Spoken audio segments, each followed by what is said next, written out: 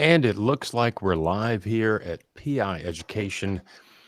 I am Hal Humphreys, your host. I'm joined today by Ruben Roel, our webmaster and man in charge of all things internet here at PI Education.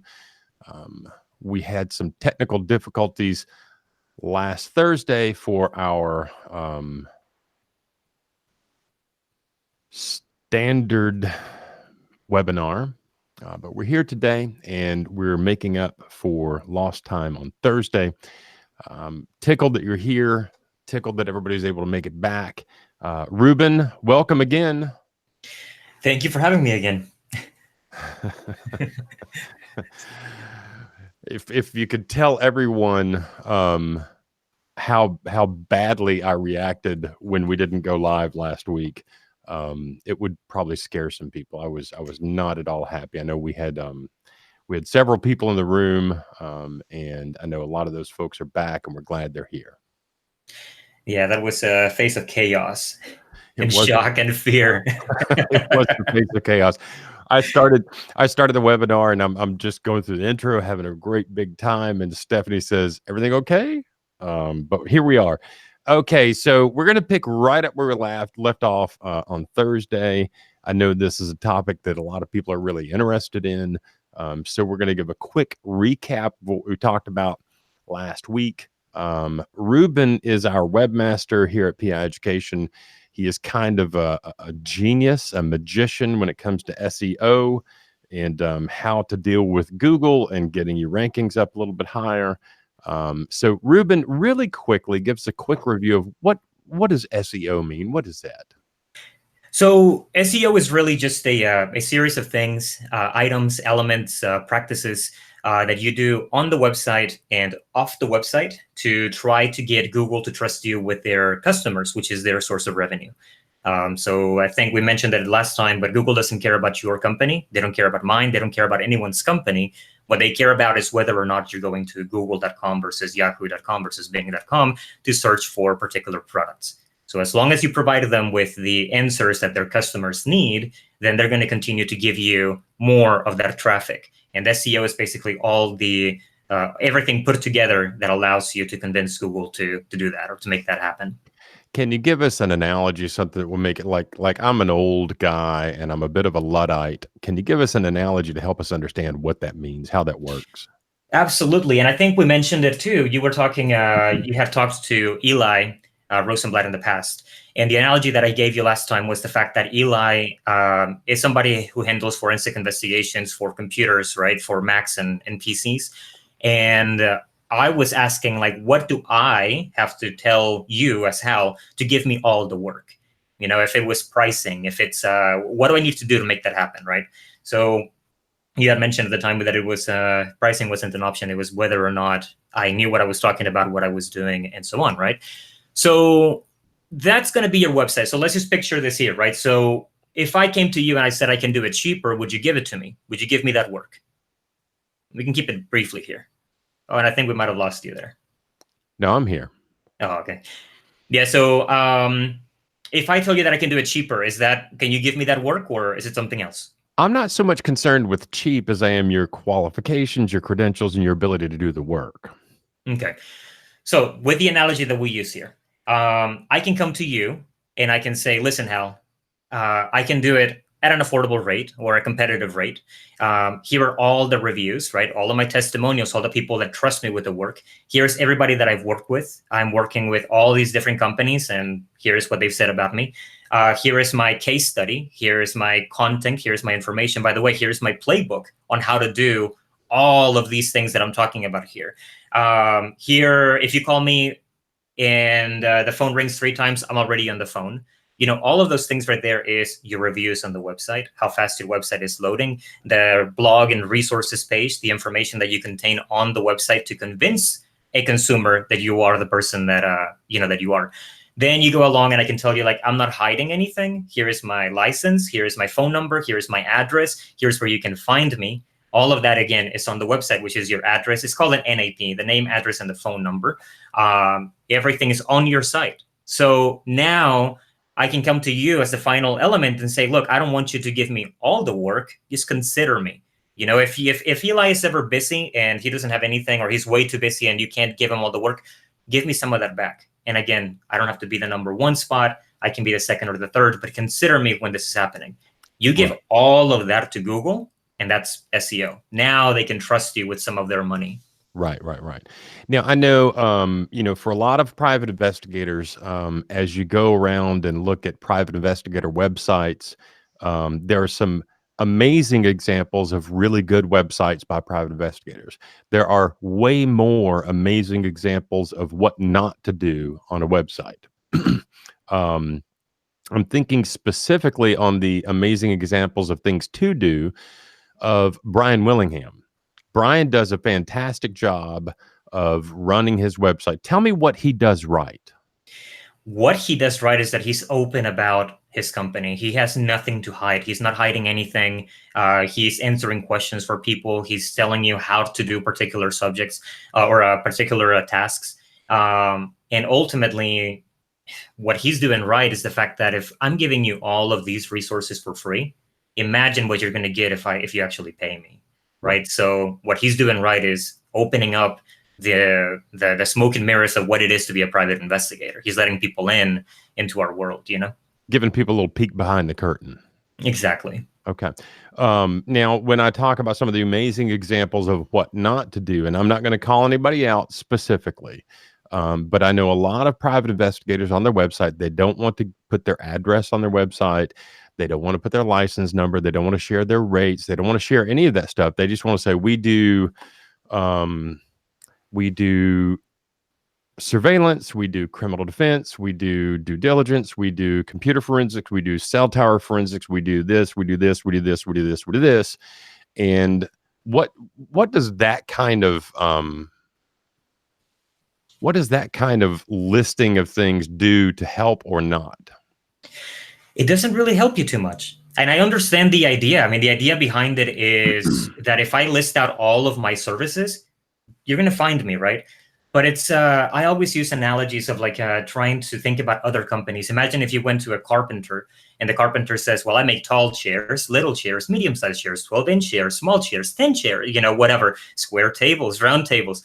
Dude, I just want to know if you can help me with this. What do you do? Well, I make furniture that fits your needs, right?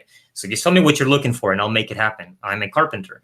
Private investigators are the same way. I mean, I think a lot of people just kind of get too wrapped up in a lot of the services that you can do, which are endless. So just tell me what you do. I provide you with solutions to your problems, whatever the problem may be. Here it is, Right. But you don't have to list out every single thing that you do. So right. And I find personally, so my website, my Find Investigations website is, for me, I'm not using it to draw in new customers, although I do occasionally get a new customer from there. I'm using it as basically a verification tool for people that I meet out there in the real world to go to my website and see that I actually do have a presence on the web. And here are the things that I do.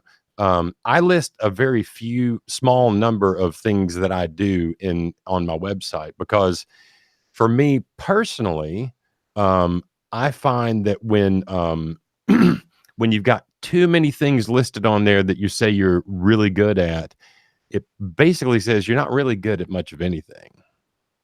exactly. It's the jack of all trades, master of none. Exactly. So some things to think about. Now, we got a question from the audience. To blog, not to blog, and should I pay some people to shoot video and make me some really cool company videos? Talk to me about those things. About the blogging first. Okay. Yes, definitely. If you can blog. The thing here, though, is that you need to have an actual calendar, like an actual purpose for you to be blogging. If you're going out there and blogging about what you had for breakfast, that's a waste of time, right?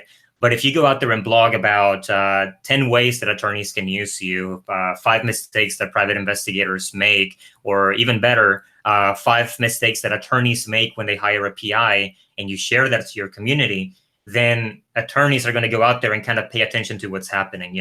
That kind of blog is very strategic. The other kind of blog, which is just going out there and rambling on about random things, it doesn't really help you too much. It does bring up attention to, whatever you're talking about, but it doesn't help you too much. And again, there is a strategy for that as well. If you look at going back to Brian Willingham, he blogs about a lot of things. But the thing is that he's got a very strategic way about blogging. He doesn't just randomly blog to start conversations. He blogs to try to get a point across and then try to get the audience to understand that there is something going on here, right? So that's the answer there for the blogging. So yes, definitely do it. I will say one thing though, if you're not going to blog on the semi-regular basis, then just don't do it. Yeah, either do it or don't. Exactly. I mean, if you start blogging and all of a sudden I go to your website and the last time you blogged was 5 years ago, you're probably not even in business anymore, right? So just keep it relevant, or hide the date. That would be the other thing that you can do as well. Okay. As far as actually making video, it depends on how you're going to use the video. Most videographers are going to charge you anywhere between $250 in the absolute lower end of the spectrum if you want something good, upwards to $1,000 to get a video together. So it depends. And I want to be clear about that. That's going to be a really short video as well. Yes, it's a very short video. So what do you want to do with it? Are you going to promote it on social media? Are you using it as a calling card? Are you using it as what you send out to attorneys? What are you doing with that? And then again, you have other people who use videos like the animated little hand drawings that everybody uses. They may seem cool, but they're not as effective as they are. Yeah, as effective as you think they are. And I've seen a lot of people do the hand doodle things. There are a couple of ways to approach those. We have done those for PI education. But what we did is we hired an artist to come in and we shot the doodling live real time, then sped it up to meet the thing. And it's got something interesting to it. But if you're doing these kind of pre-manufactured, out of the box doodles, most people don't watch those. They don't. No, and I think a lot of people just see them as they kind of focus on the flaws behind the actual videos, right? Because it's always the same hand, and then you see the hand move from left to right, and here it is, just everything is drawn out, Yeah. So you can tell that they're fake. Yeah. So videos, I think, can be really helpful if they augment what you're blogging about, if they illustrate what you're blogging about. I think they can be really helpful there. If you're a private investigator and you do surveillance work, I know a lot of people love to see surveillance, in action shots. That can be helpful if you do that kind of work. I will say this: if you're a surveillance operative and you're out there doing surveillance work, do not post pictures or video of your subjects doing the things you're catching them doing. That's work product for your attorney client. And again, I want to stop real quick and just say, we usually do the disclaimers up front. Neither Ruben nor I are attorneys. We don't answer legal questions. If you have a question of a legal nature, call a lawyer. Call someone that knows the law. That's not what we do. So just to get that out of the way really quickly. Ruben, tell me about link backs. If I'm blogging and I have links to other sources and they have links to me, is that useful? Does that help? It does help you if it's relevant. You don't want to get, and for example, we're working with clients right now that hired a link back building company, and they were basically given thousands of link backs at any given time.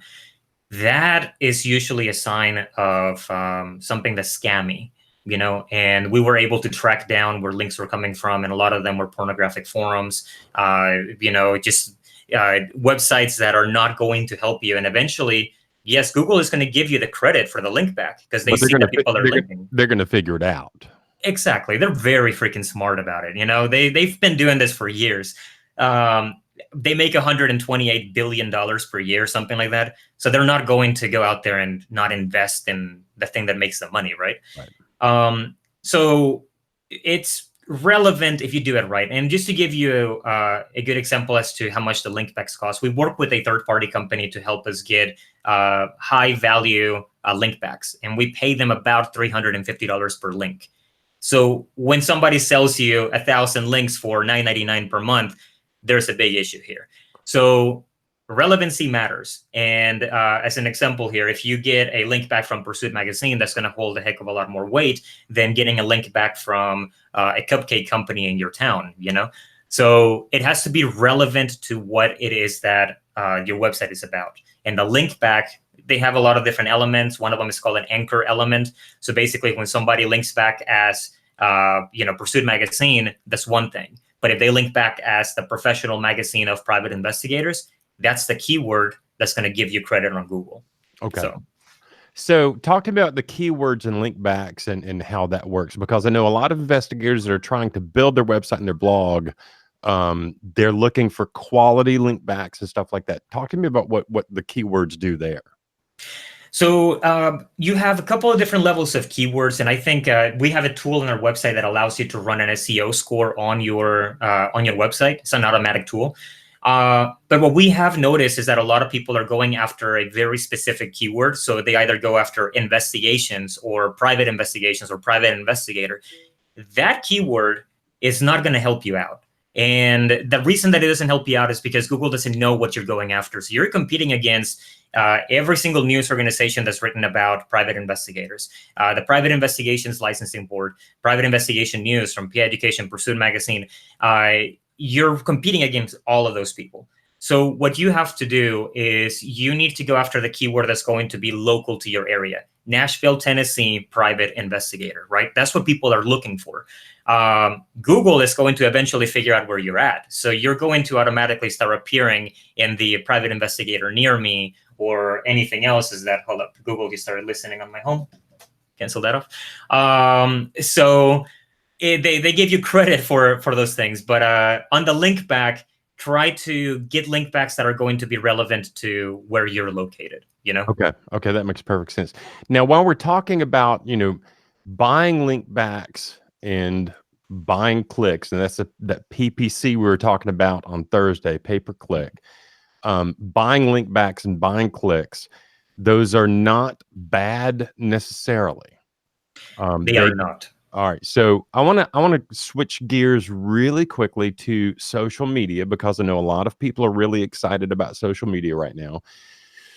I think that Facebook is a thing at this point that you kind of have to do, but I don't get a lot out of Facebook personally. Now, I know for PI education, Facebook has been a really good thing for us to do, but Instagram is a spot where I've seen some investigators start to make some traction using Instagram. I know that Instagram is a Facebook product at this point, but I've also seen people try to buy followers on Instagram. Talk to me about that and how that helps or hurts.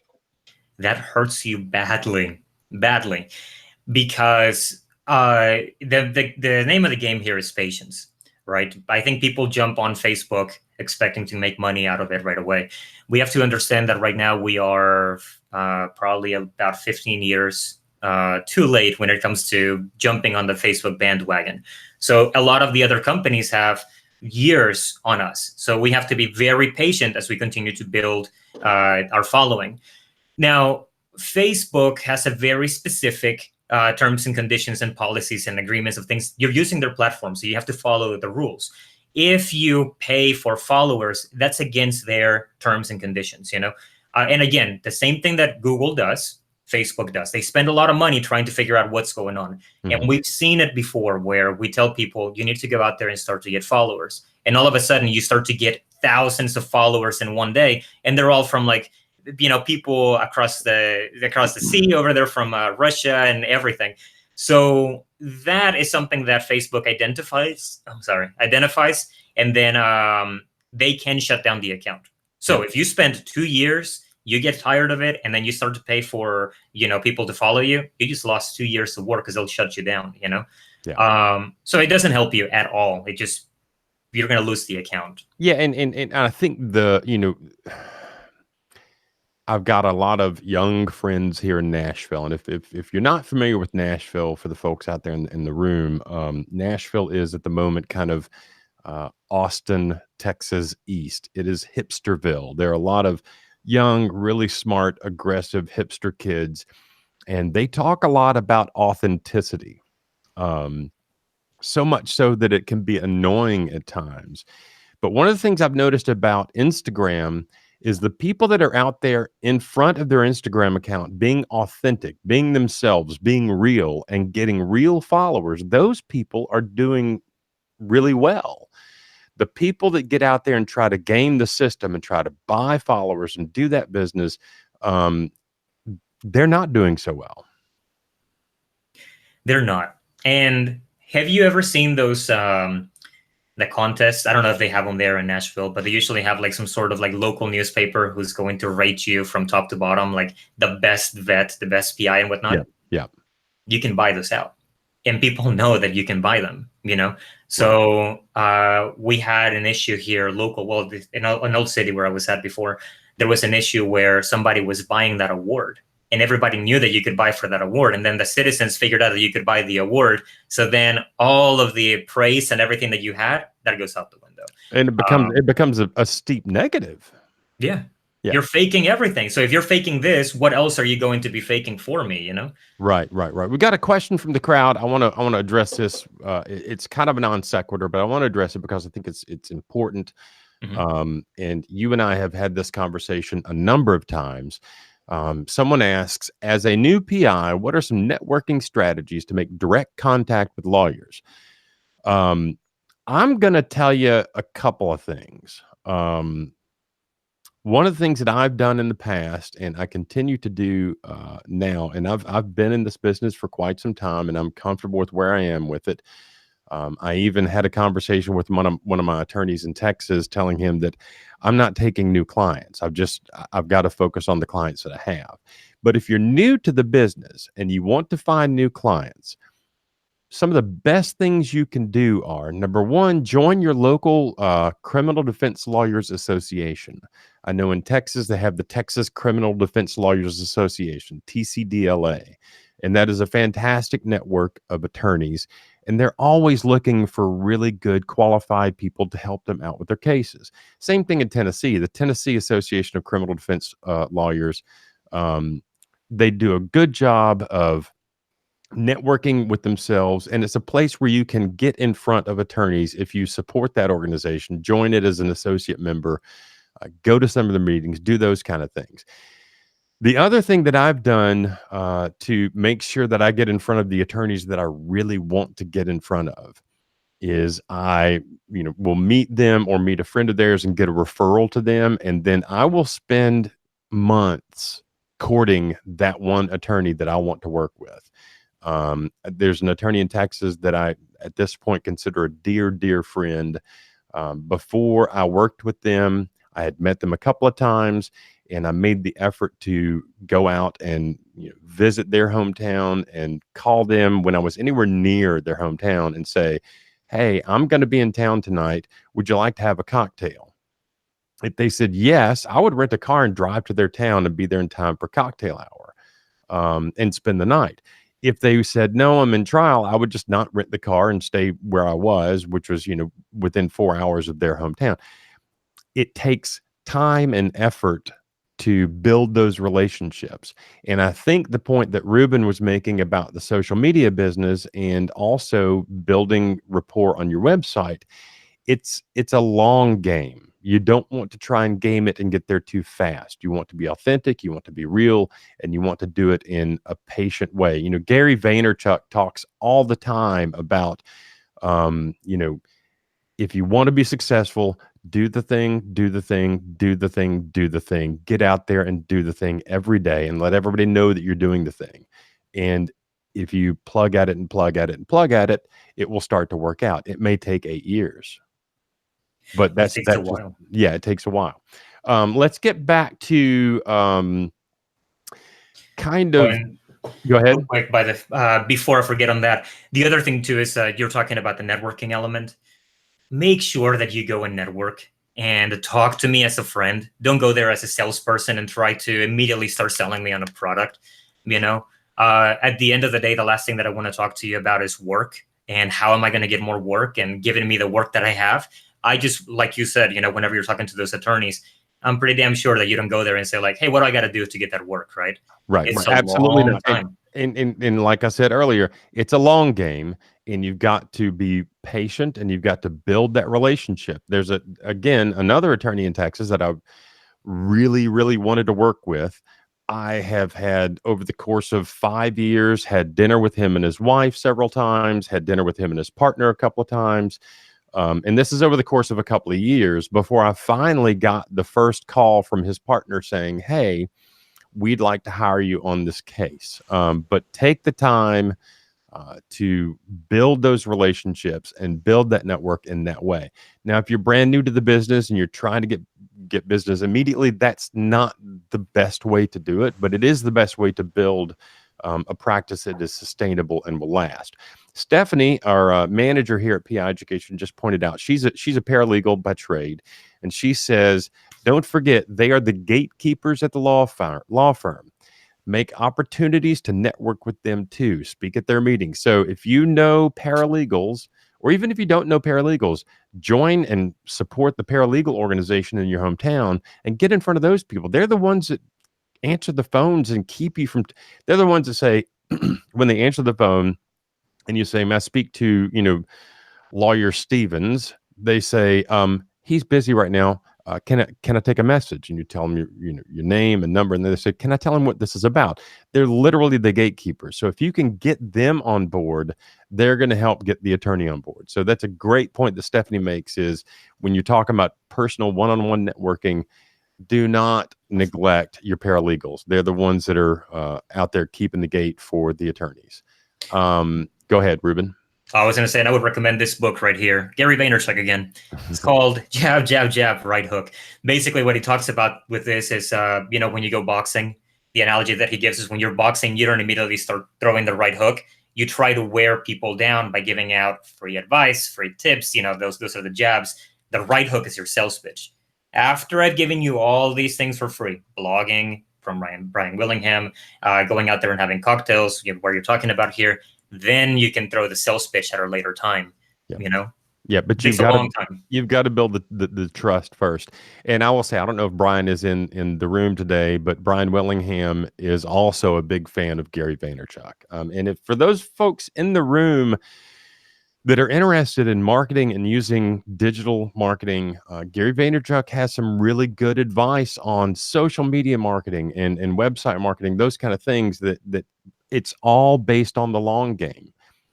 When you start taking shortcuts, that's when you start to get in trouble. And I've watched, people that I've known for years that are kind of, how do I say this, kind of fringe operators in the digital space try to game that system, and they've gotten hurt a couple of times.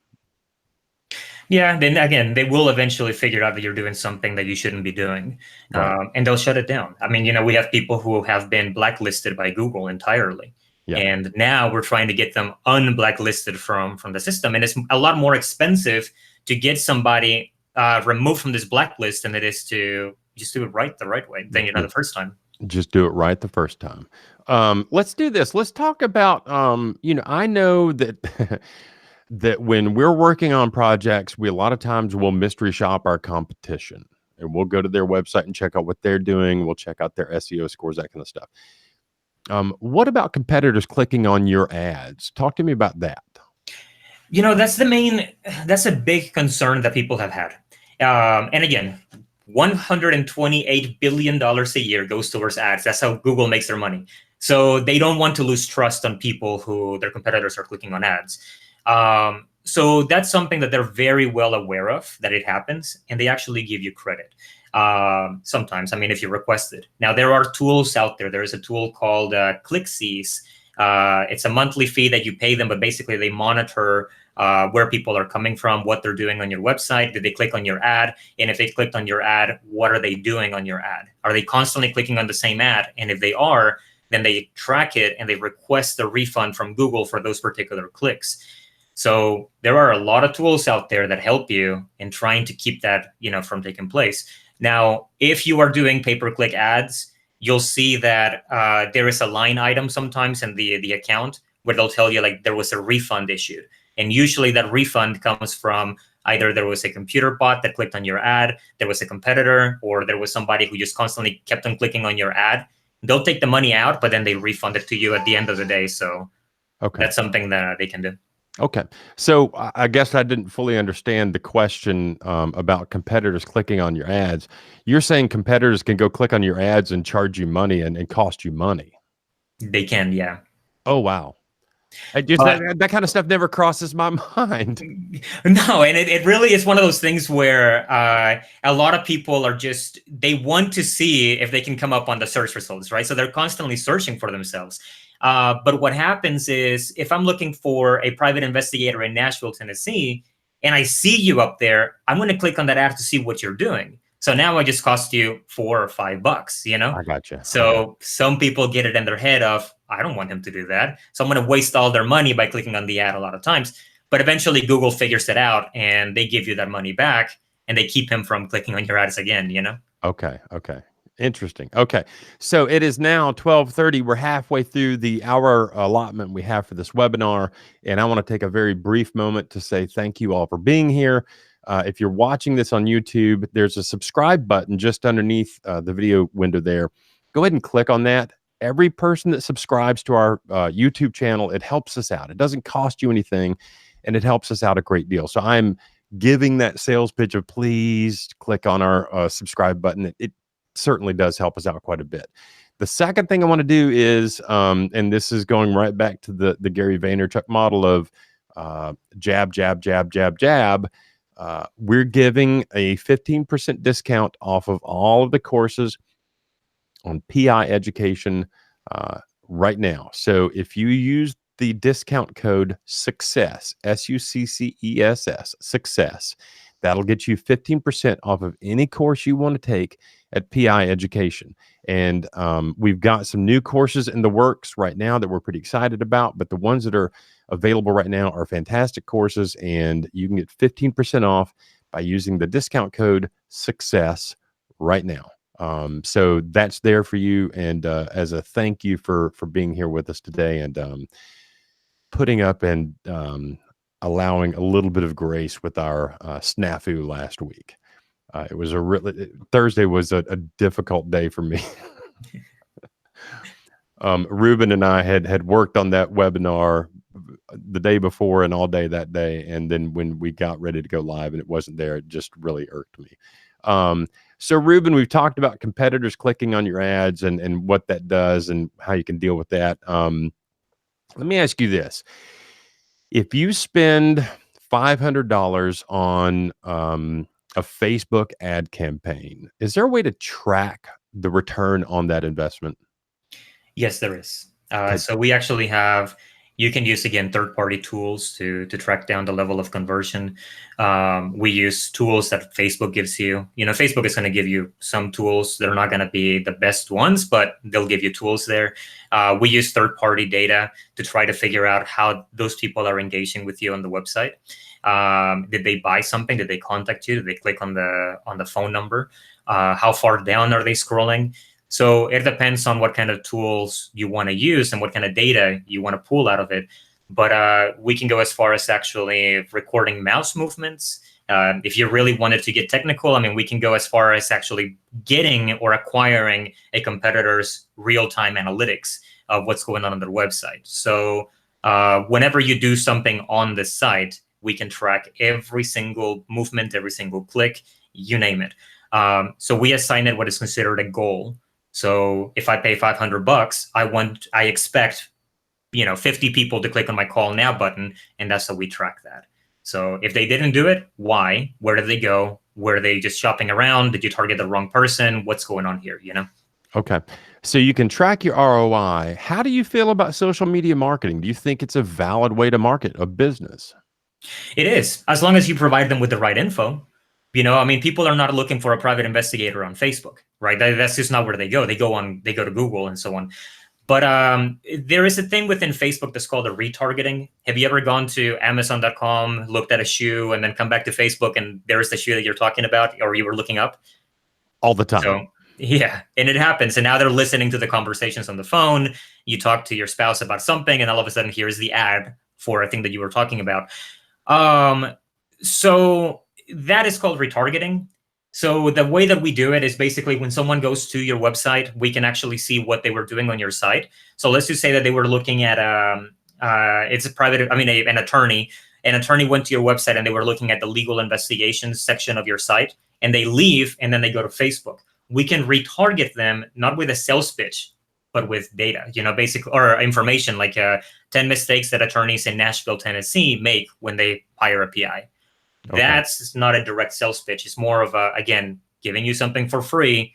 If you want to call me at that point, then we can talk. Yeah, and that also keeps when they're on Facebook, maybe they're for personal reasons, checking in on former classmates, that kind of business. It puts that back in their mind, even if they don't know they've seen the ad scrolling through the scene. You know what I'm saying? Yeah, absolutely. Okay. And we do that with just about anybody that you can target. We actually go to conferences that way, quote unquote, digital conferences.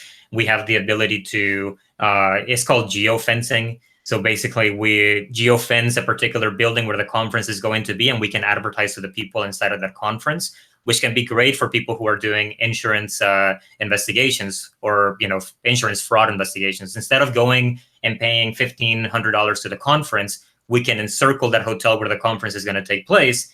And if you match my criteria, basically insurance adjusters, TPA, self-insured companies, I want you to see my ad. And again, information on that. And you can do that for private investigator conferences, you name it. That's how we go to the conferences. I know some retail outlets will have it where if you're within a certain distance of their store, their ad will pop up on your phone. Yeah, and that's how it's done. It's through the geofencing element where they encircle their store within, 1,000 feet or 1 mile. And if you get close to it, here you go. Here's my ad. Okay. Got a question from the crowd. Ruben, there are so many marketing companies these days. What should I be looking for in a good, reputable marketing company to help me with some of these issues? I'm going to answer that first, and then I'll let you answer it. What you should be looking for is a guy named Ruben Roel.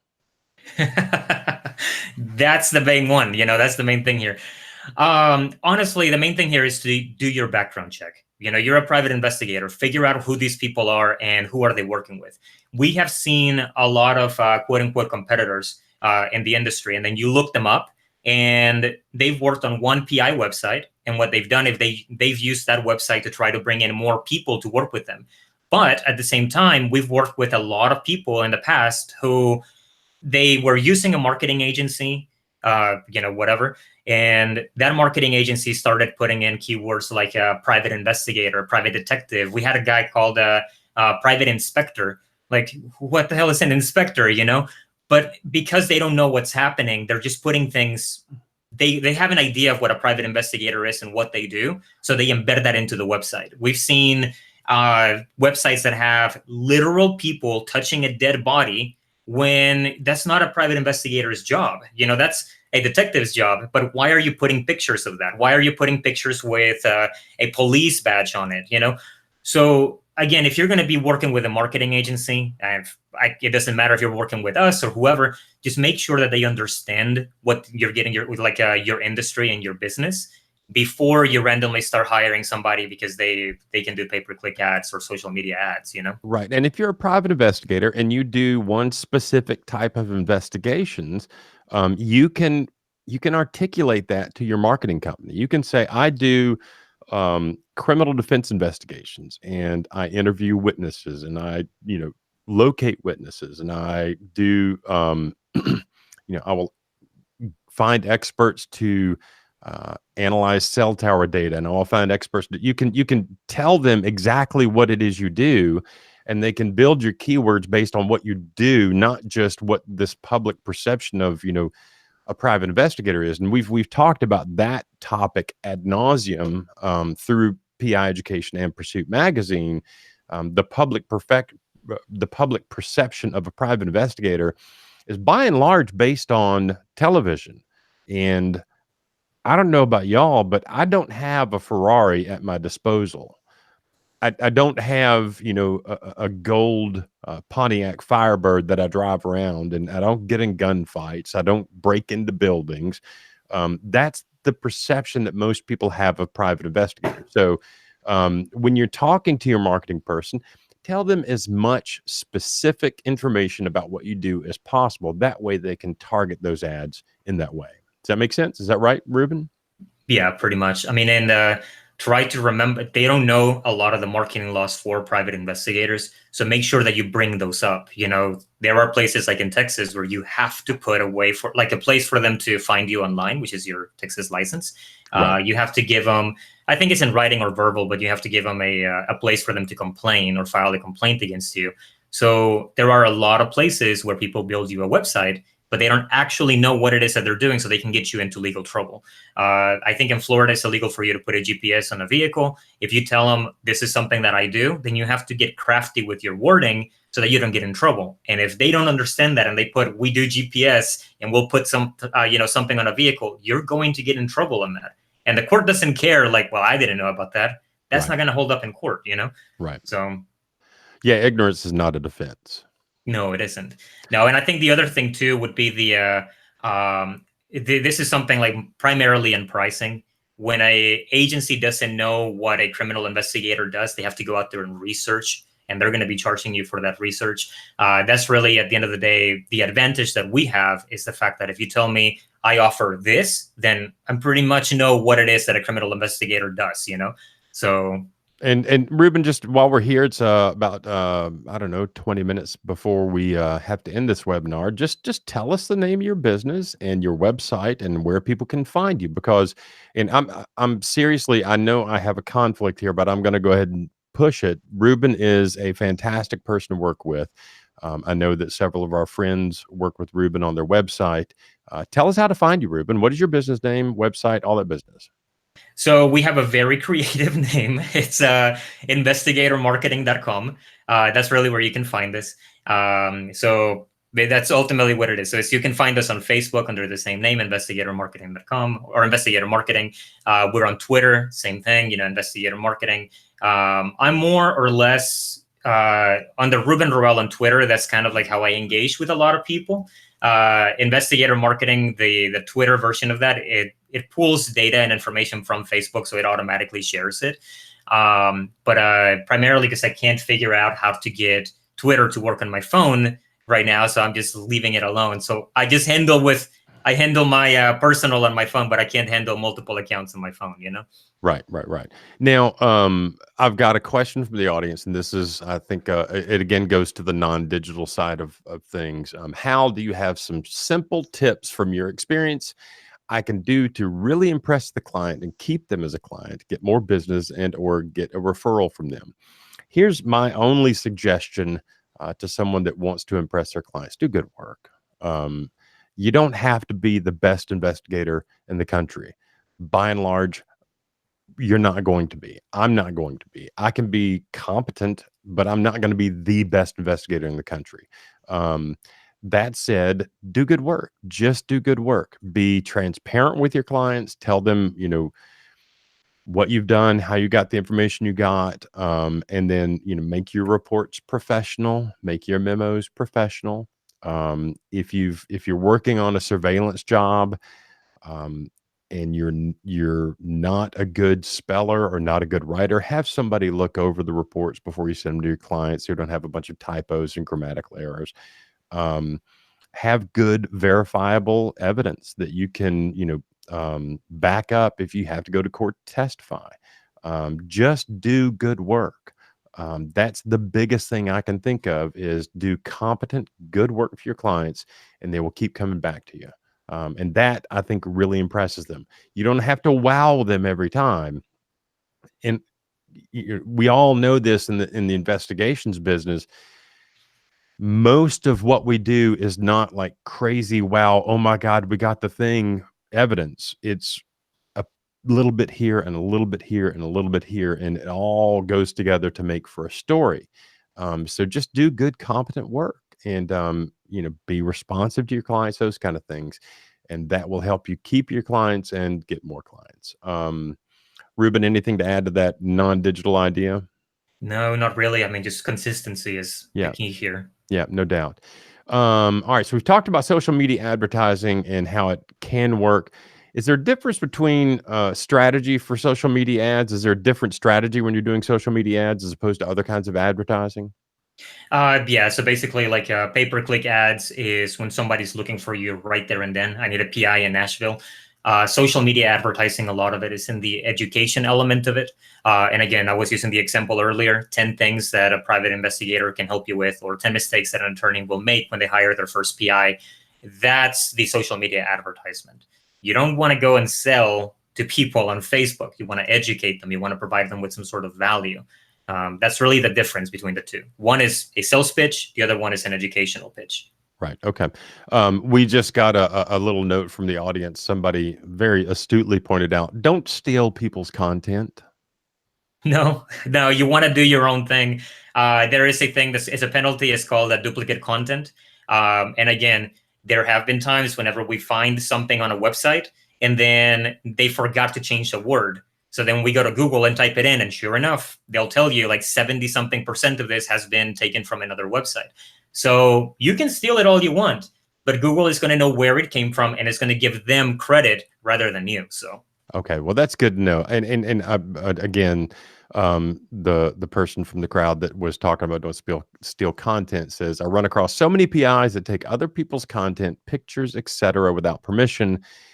It's so tacky. And at the end of the day, I've got a couple of pictures of myself up on my website and on PI Education's website. And there's one where it's me in a car with a camera in my hand, and you can't really tell that it's me, but I know it's me. And it's a standard surveillance picture that you see on a lot of surveillance websites. I have seen people steal that image and use it in their generic marketing for surveillance work. Man, just don't do that. How hard is it to go out and take a picture of someone in a car with a camera? yeah. Now there is another thing too. Getty Images owns most of the pictures online.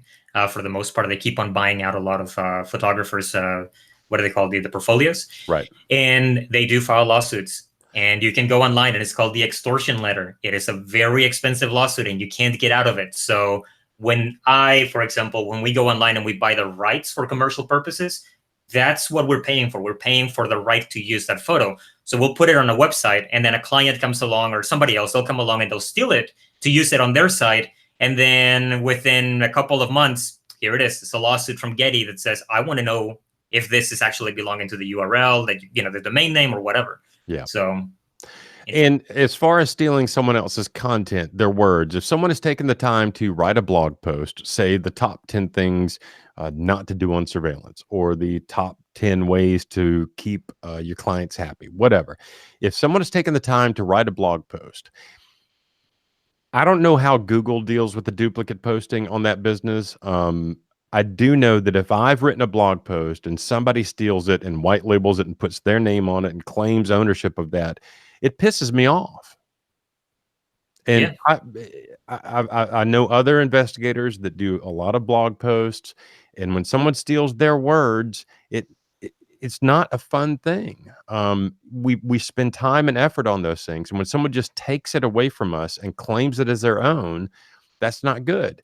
One of the things that Pursuit Magazine does is if we find someone that has a blog post that we want to reference, we will reach out to that person and ask their permission to quote them or use parts of their article, and then we give them credit in Pursuit Magazine. This quote came from, Joe Blow blogger over at this website. We give them a link and all that business.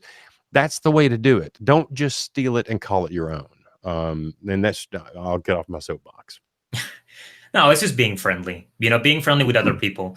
At the end of the day, like I said, you can sleep well at night knowing that Google's going to give you credit. There is something to be said, though. I mean, there is only so many ways that you can say what surveillance is, right? But they're always different. It's not going to be word for word for word for word for word. It's what is surveillance? And I think a lot of people steal content from PI Now. They have a lot of articles written, so they go and they steal content from there. But again, Google knows what you're doing, and they're not going to go out there and give you credit for something. If you don't care about the website, if you don't care about marketing online, if you don't care about any of that, then go steal content all over the place. But know that when you do care about it, Someone is going to have to come along and then review all of your articles, get them off the website, go ask Google to give you credit for these things again, disavow the links. I mean, there's a bunch of stuff that has to be done. So now you're just adding more work that has to be done in the future. Right. So So, and again, it boils down to, if you do a thing right in the first place, you don't have to fix it later. I spent the weekend out in the country trying to build a hand-built table with my father-in-law. And at one point, I made a measurement, went over to cut, and he said, we're supposed to measure twice and cut once. And I know it's cheesy and you hear it all the time, but at the end of the day, measure twice, cut once. It applies to so many things in life. If you take the time to set your website and your blog and your social media campaigns up right on the front end, it will save you a lot of time and heartache on the back end. Let's look at this, Ruben. So I know that a lot of folks in this business, myself included, we are solo practitioners. We're one guy doing a thing, right? Can a solo practitioner get sales using digital ads? they can, absolutely. And again, you have to tap into your community. The thing is that here in Addison, I think there's only one private investigator here. There were no PIs in Coppell, the other city where we were at, that I know of. So if there was, he wasn't doing a good job at coming out and letting the community know that he's there in the area. You have to be the authority in your area, and you can do that through social media. And I think one of the main issues here, to answer the question, but let me tie it together here. A lot of people don't know what to share on social media, and what you should share are scams that are happening in the area, how to protect yourself. You don't have to write them, but you can go and read about them and then dump it on your site. Give me a little bit of content, give me a little bit of information. If you find that there was a theft in the local community or whatever, as a private investigator, this is what you can say. This is what I would have done to protect myself, right? So you can become an authority without having to create a bunch of content. Once you have a following, once you know who the people that are there in your area, then you can start to advertise your content, your website, tips and tricks, and so on. So most of the people that we work with are small solopreneurs. They have 3 or 4 investigators max. Those are our primary clientele. And a lot of them make a lot of money from social media and pay-per-click ads. And, we usually, whenever a client calls us or a future client calls us, we give them references so they can talk to a bunch of other people. It's not just, I can convince you to buy something from me, but that's not the point. I want my clients to be able to talk about the things that we've done, Right.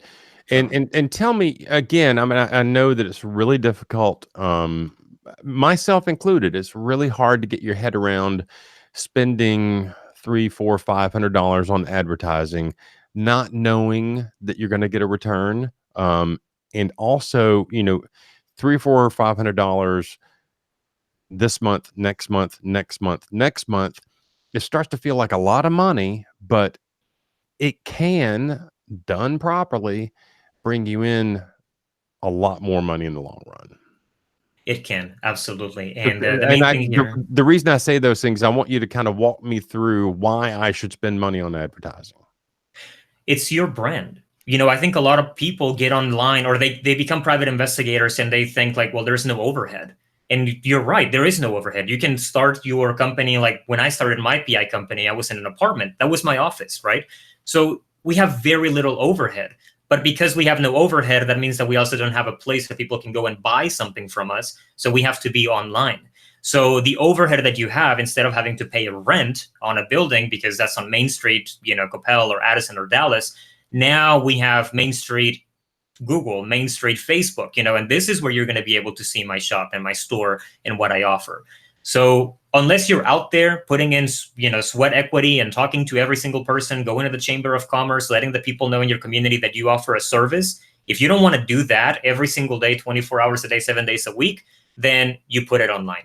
It's $500 or $600, whatever you want to spend. And that's your salesperson. Your website is your salesperson. They go out there, educate people. Google is going out there and giving them an avenue. Like that's the cost of doing business. You don't have to do it, but know that people who are doing it are probably going to come out ahead at the end. Yeah, they're getting more business because they're doing that part right. All right, let me ask you this. Is there too much? Is there time when you spend more than an ad is worth? Yes, there is, and it's usually, if you can think about it like a curve bell, like a little bell Uh-huh. curve. There comes a point to where more money doesn't necessarily get you more sales or more leads. If we have somebody here, like again, we're in Addison right now, but if we have somebody in Addison, how many people are probably going to be cheating on each other here in Addison, right? A At any lot. given time? A lot. Well, That's there are, a but salacious town. People cheat on each other all the time in that. but it's one of those things where if you spend $1,000, I'll keep it even. If you spend $1,000 and you get 1,000 calls, people believe, well, if I spend 1,500, I'm going to get 1,500 calls, right? But there comes a point to where you spend 1,500 and now you only get 1,100 calls, and then you spend 2,000 and now you get 1,200 calls. So the ROI is no longer there.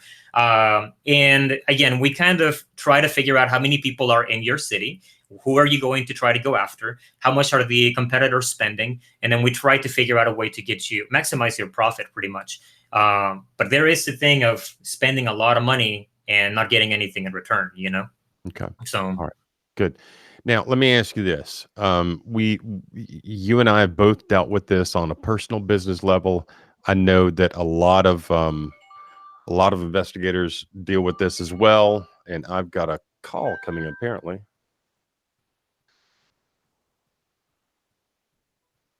Can you hear that ringing? I heard it, yeah. Not anymore, Okay. though. So I know this is so annoying, and I have no idea how to stop it. So for you and I both, we've both dealt with this now, and a lot of investigators out there deal with this kind of that feast or famine cycle. You get crazy busy, and you turn away clients because you've got too much to do, and then when you're done with that project, you don't have any more clients, and you've got nothing to do. How can you deal effectively with that feast or famine cycle, and how do you stabilize them with marketing? It's a little hard, really, because there are two types of feast or famine cycles, and I think we've talked about these before. You have the feast or famine cycle that's cyclical. You know, things that happen at the same time to everybody across the industry. We're talking about insurance fraud, where the budgets are a lot tighter at the end of the year than they are in the beginning of the year. There are a lot of PIs that shut down their business and during the December winter times because they don't get enough money out of it. So those are cyclical. Then there is another feast or famine cycle that happens when a person finds you, they start giving you a bunch of work, but then you're not delivering on the results. And then they stop giving you work, and you're like, oh, it must be the economy. No, it's not the economy. It's the fact that out of 10 cases, you butchered 8 of them. So now they're going to go find somebody else. So with marketing, the way to control those is you kind of have to tap into different industries. You know, if you're an insurance investigator and you want to get some work at the end of the year and you don't have that, then you need to start tapping into the small businesses or medium-sized businesses with risk mitigation, preparing them for, you know, preventing theft during the holidays. You have to find different areas to tap into. Don't just rely on the insurance adjuster that is, you know, giving you work. Tap into insurance defense attorneys, into the small business communities. You know, if you want to go down to cheating spouses and child custody issues, you can do the same thing. You know, start advertising to those people. But advertising kind of helps you flatten the line out. You know, you're constantly advertising at 500 a month, or again, that's just a number I'm using right now, Right, but right. 500 a month. And if you get 2 or 3 cases a month out of that, then that's 2 or 3 cases that's going to go throughout the entire year, you know, and sometimes you'll get 4 or 5. Now, the other thing too is knowing how to run the company and knowing how to run the business. I think a lot of people just feel like because I'm the owner of a business and I have my own schedule, I start scheduling everything out on the same day at the same time or whatever. And then you max out your availability because you have 5 cases on a Friday, Saturday, and Sunday, right? Right. And now people are calling in for that. So if you have the power to control your schedule, have some sort of case management system to schedule out when you're going to be working and stretch it out, you know how to run and operate a business. That's the other thing. Yeah. But I think the point of what we were talking about is you can use digital marketing, you can use social media marketing to kind of smooth out that feast or famine cycle and have a constant supply of clients that are looking for the work that you do if you do it properly. Yeah. We have one last question from the audience, and we're sitting here bumping right up against 1 o'clock, so we're gonna have to drop here in a minute. But I'm a process server who has a virtual office. My trouble has been with clients who show up to the virtual office expecting me to be there. How would I mention that I'm not physically there? I think that such a small number of clients are going to come by the office to see you that I wouldn't really worry about it that much. There's also, if you're working through a virtual office, you can just put an out of office memo in your voicemail that kind of lives there. So if someone calls to find you and you don't happen to be at that address, they can leave a message. I don't know that having a physical office is really that important in our business. I know Ruben, when we were talking earlier about when he started his PI firm, he worked out of an apartment. When I started my PI firm, I worked out of a building in our backyard. So I don't think it matters that much. I have maybe twice in the past 10 years had clients come by my office to visit with me. It's just such a rare occasion. I'm usually going to their office. So Ruben, we're right at 1 o'clock, a little bit over. Thank you so much for being here today. I think this is a really useful topic. I know we've had a lot of folks in the room, and we've had some good questions out of it. Any last words you want to share? Yeah, on that right there for the office, it is important online for those purposes, but it's not important to actually have a physical location. But you can also put on your website, like, these are by appointment only. I am a process server. I'm on the field. If you show up here, I'm probably going to be on the field serving papers and assisting my customers. So if you want to see me, make an appointment. Here is my calendar link, and then we can go and meet in the office. That's fantastic. Yeah, just on your website where you have your office address, if it's a virtual office address, just say, by appointment only. That squares that away. Great idea. Great idea. Ruben, thank you again for being here with us today. For everybody in the room, thank you for being here, and thank you for putting up with our technical difficulties last Thursday. At the end of the day, I think we got a lot more out of it because we had the difficulties, because we have about, I don't know, 35, 40 minutes of talking to Ruben last week, and now we got a full hour of talking to Ruben this week. Both of these webinars will be available on our YouTube channel into perpetuity. We'll make them public here in a little bit.